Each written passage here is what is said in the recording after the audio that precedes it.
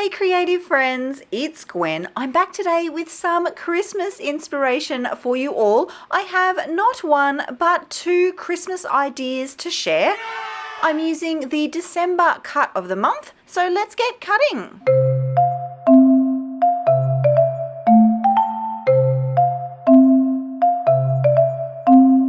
Here's a look at this month's exclusive design. It is called Striped Bow, and I've actually cut out two of them. One of these is going to go on a card. The other is going to go on a 12 by 12 scrapbook layout. Starting with the base of the card, you can see a little sneaky trick there. I have backed the cut file from the center section of that red pattern paper, and I'm going to cover up my mess by adding a layer of green on top. I'm also adding a layer of plain vellum, and there's a reason for that.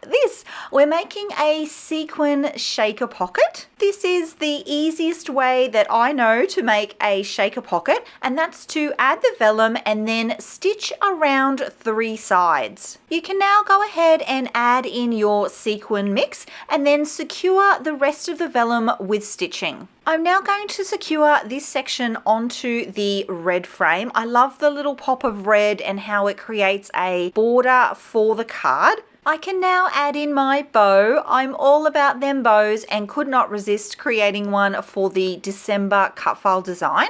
If you're not already a member, be sure to check the description box below for more details. I have a couple more details to add to the card, starting with my sentiment. This one says, "May your days be merry and bright." I'm using my T-square ruler to ensure that it is centered on the card front, and I'm also going to add in the super cute little bear. So first off, we will secure the bow. I'm going to center that as well, and then the bear is going to sit on top of the bow right there. I am going to give him a little bit of dimension with some foam tape. The card overall does still sit very flat, so you could absolutely post this one. I'll also give you dimensions here. The card itself is 8.5 inches long and 6 inches wide. With the card front finished, I am going to create a base just on white cardstock. I find I get a much cleaner result if I fold the cardstock first and then trim the length.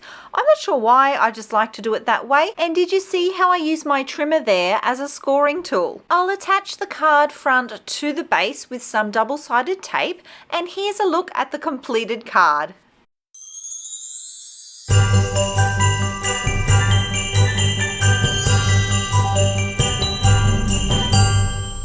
Now onto the scrapbook layout. You can see the cut file I have cut is much larger. It does run the full length of the 12 by 12 page. I'm documenting this super sweet photo of my daughter on Christmas morning. This is a 4 by 4 inch photo, and I am creating a photo mat with this check green print. I've also got a print for my background, and then I backed the cut file and created a frame for my page with this really pretty Christmas floral pattern. I'm going to nestle the photo there underneath the bow, and the bow is actually going to help guide the design for the page. I'm going to use it as an anchoring point not only for my photo but for all of the supporting ephemera pieces and elements that I'm going to add to the layout. I need to see all of my choices in terms of elements to add, so I do go through the ephemera pack and a couple of the other embellishment packs just to see what might work and what won't. Anything that I clearly know won't work gets excluded straight away. So anything that you see there on the right, they're the things that I've narrowed down that might possibly work. I also find a couple of elements on the chipboard sticker sheet, so I want to get them out ready to go. I do like this one in that they punch out quite easily and you can audition them, which is always fun. How adorable is the sweet little bunny? She does stay, and I like her sitting there in the top left-hand corner of the photo. I do also find this circle element. It says making spirits bright, and I am very conscious at this point of not making the layout too blocky. It has a lot of curved lines with the bow, and I do want to keep consistent with that. The tricky part with that though is that I did want to include a couple of those chipboard presents, and they're little rectangles essentially. So they do require quite a lot of auditioning until I find their perfect spot. At this point, I am committed to the photo placement, so I am going to secure that down with some double-sided tape. I really like that little banner piece under the photo as well. It says Family Traditions. The bunny stays where she is. I'm happy with that. And now I'm just going to kind of build out what I've already got going on. At this point in the layout, I'm really focused on the way that the elements are nestled together. For me, there was also a problem with the color balance. It seemed too same. There wasn't a lot of contrast between the background pattern paper and the elements that I was adding. I love that the Christmas tree here solved both of those problems. It gave that embellishment cluster something a little bit more substantial. It also gave a context to my presents, and I don't feel like they look as blocky now that they're under the tree. And there was that contrast, the green contrast between the green tree and that cream background. When I'm looking at my embellishment clusters and layering things up, I'm always looking at a variety of sizes of elements.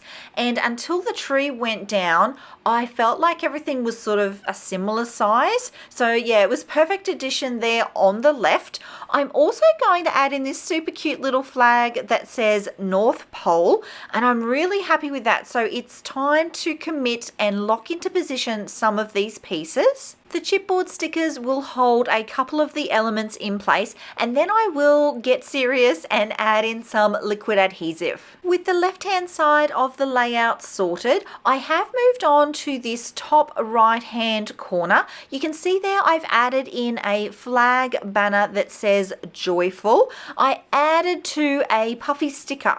That one says Very Merry. Next up, I want to add in a couple of these wooden buttons. I currently have just the one round element, and that's that chipboard piece that says Making Spirits Bright. So I do want to replicate that a little on the page just to help things feel cohesive. While I consider their placement, I will lock in the position of the flag. You can see there too that I am taking the time to even check that that is upright with my T-square ruler. For me, it's those little details that can make the page. Things are getting serious because I am gluing stuff down. I have created a little cluster there between the presents and the enamel buttons. Really loving that. I am going to add in a couple of typed sentiments. These ones I like to raise up on 3D foam, so I'm going to do that first, and then I will position those around the page as well. But I'm not done yet. There is still some fussy cutting to do. This pattern paper is from the paper stack, so the stars are a slightly smaller print, which I am loving. And if you're looking for some really great tips on getting a fabulous fussy cutting result, I do have a video on that. I'll link that here. I am going to fussy cut out 5 of the stars, and then I'm going to run them along the layout from the top of the page to the bottom left hand corner. So still going with the flow of the bow, the ribbon there, working with what I have and not against it. You can see here all the details within the layout, all those beautiful paper layers. I love too the textural elements, the buttons and the chipboard and the puffy stickers, all lovely things to add to a page. Thanks for being here, my creative friends. If you're looking for even more Christmas ideas, be sure to check out this video right here, and I'll see you all next time. Until then, bye!